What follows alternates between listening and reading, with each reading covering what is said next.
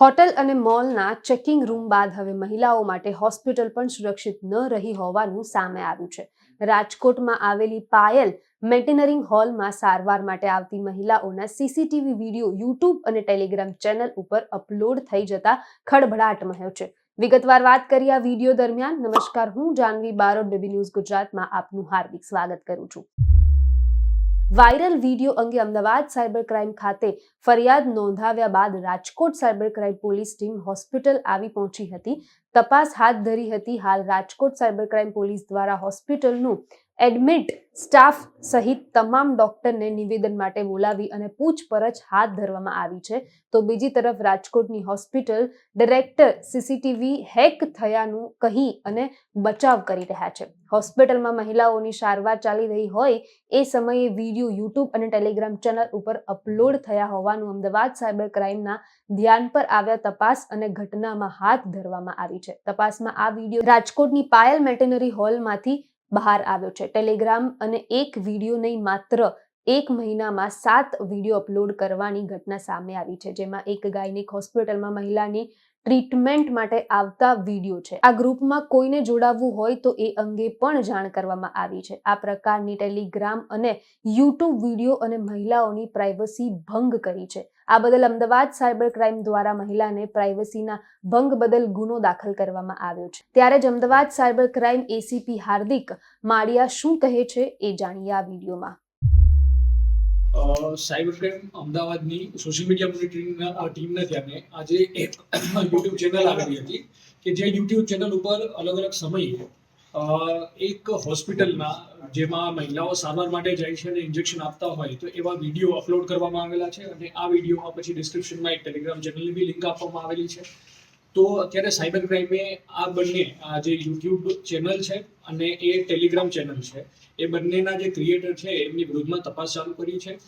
Prima facie અત્યારે એ ખબર પડી છે કે જે વિડીયો છે એમાં જે કોન્વર્ઝેશનમાં ગુજરાતી લેંગ્વેજનો ઉપયોગ થઈ રહ્યો છે, પણ કઈ હોસ્પિટલનો વિડીયો છે એ હજુ સુધી અમારા ધ્યાને નથી. એ બાબતની અમે આગળ તપાસ કરી રહ્યા છીએ. પોલીસ દ્વારા કયા પ્રકારની કલમ હેઠળ ગુનો દાખલ થશે અને આ કયા પ્રકારનો ગુનો બને છે? આજે છે એ પોલીસ જે સાયબર ક્રાઇમ છે એ આઈટીએમની હેઠળ કલમ 66E એટલે વાયોલેશન ઓફ પ્રાઇવસી અને 67 એટલે કોઈ ઇલેક્ટ્રોનિક ફોર્મમાં કોઈ બીભત્સ મટીરિયલ પ્રોપેગેટ કરવું, વાયરલ કરવું, તો એમની કલમ અને બીજી જો લાગતી પડતી કલમ હોય એ બાબતમાં અમે તપાસ એ કરી રહ્યા છીએ કે જે વિડીયોનું અંદર બીજા જે વિડીયો છે એનું કન્ટેન્ટ શું છે, તો જો બીજી કલમ કોઈ ઉમેરી શકાય બીએનએસની તો એ બી અંદર દાખલ કરવા. કેટલી લિંક છે? ધારો કે આપણે કીધું કે એક લિંક છે યુટ્યુબમાં, આવી કેટલી લિંક છે ને એ લિંકમાં કેટલા વિડીયો અત્યારે અપલોડ થયા છે? હું તમને કરેક્ટ કરું કે એ લિંક નથી, એક યુટ્યુબની એક ચેનલ છે. એ ચેનલ ઉપર 7 વિડીયો અપલોડ કરવામાં આવેલા છે અને એ ચેનલ બધા વિડીયોના ડિસ્ક્રિપ્શનમાં એક ટેલિગ્રામ ગ્રુપની લિંક આપવામાં આવેલી છે.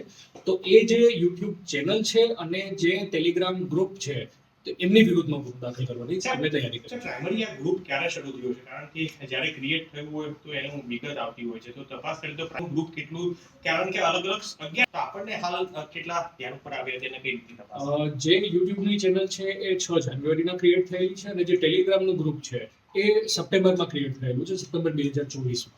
સર, ત્યારથી કેટલા લોકો જોડાયેલા છે આ ગ્રુપમાં? પ્રાઇમરી તપાસ કરી તો શું છે એવું કંઈ જાણવા મળ્યું? એ બાબતની અમે બધી તપાસ કરી રહ્યા છીએ, કેમ કે યુટ્યુબમાં જે મેમ્બર ગ્રુપમાં જોડાતા યા તો ટેલિગ્રામમાં જે મેમ્બર જોડાતા હોય છે ટેમ્પરરી લીવ બી કરતા હોય છે. અત્યારે એવી રીતના છે કે 90+ મેમ્બર્સ ટેલિગ્રામ ગ્રુપમાં જોડાયેલા છે. સર, ખાસ તો આ જે ગ્રુપ છે તેની અંદર ગુજરાતીમાં સંવાદ જોવા મળ્યો છે, તો આ દિશામાં કોઈ તપાસ કરી કે ગ્રુપ ક્યાંથી બનેલું છે? અમદાવાદનું? અગર હું તમને કરેક્ટ કરીશ, ગ્રુપમાં કોઈ ગુજરાતીમાં સંવાદ નથી મળેલો.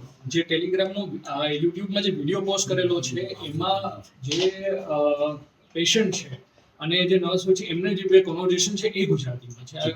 આ જે ગ્રુપ છે ટેલિગ્રામનું એમાં સાઉથ ઇન્ડિયાના બી અમુક વિડીયો હોવાનું ક્લેમ કરે છે. વિડીયો એમાં કોઈ અત્યાર સુધીમાં વિડીયોમાં લિંક નથી આવી, ખાલી સ્નેપશોટ મૂકેલા. એમાં જે મહિલાઓ સ્નાન કરતી હોય તે પ્રકારના પણ વિડીયો અપલોડ થયેલા છે. બીજી તરફ અશ્લીલ અભદ્ર જે દ્રશ્યો છે તે પણ આપણે જોવા મળી રહ્યા છે. જે આવું ધ્યાનમાં આવ્યું છે? જે હું તમને કહું છું કે એ ગ્રુપમાં સ્નેપશોટ મૂકવામાં આવેલા છે અને અમુક પૈસાની ડિમાન્ડ કરવામાં આવેલી છે. ઘણીવાર એવું બી હોય છે કે સ્કેમસ્ટર અમુક વિડીયો એની પાસે ડેટા હોય છે અને પછી ક્લેમ કરે છે એની પાસે બીજો ડેટા હોય એવું અને પૈસા લઈને સ્કેમ બી કરતા હોય છે. તો એમાં કોઈ વિડીયોની લિંક નથી આપવામાં, અમુકના સ્નેપશોટ ને સ્નિપેટ આપવામાં આવેલા છે.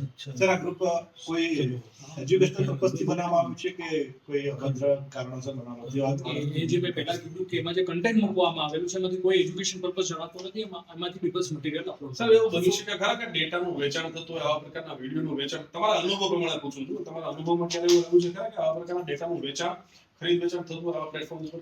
ઘણીવાર આવા જો પ્રાઇવસીનો ભંગ કરતા વિડીયો હોય છે, ઇન્ટરનેટ ઉપર અવેલેબલ હોય છે, તો ત્યાંથી લઈને પછી આવા ગ્રુપ્સ ક્લેમ કરતા હોય છે કે તેમની પાસે હવે એક્સક્લુઝિવ ડેટા છે અને પછી પૈસાની એમાંથી કમાણી કરવામાં આવતી હોય છે.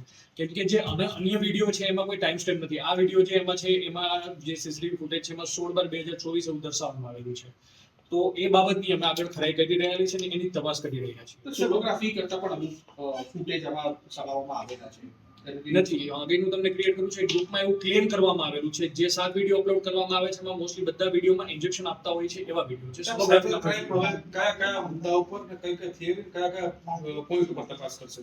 એ અમે આગળ તપાસનો વિષય છે. હવે કોઈ માહિતી અમે ડાયવર્ટ નહીં કરીએ જેનાથી જે એક્યુઝ છે એમને કોઈ ફાયદો મળે.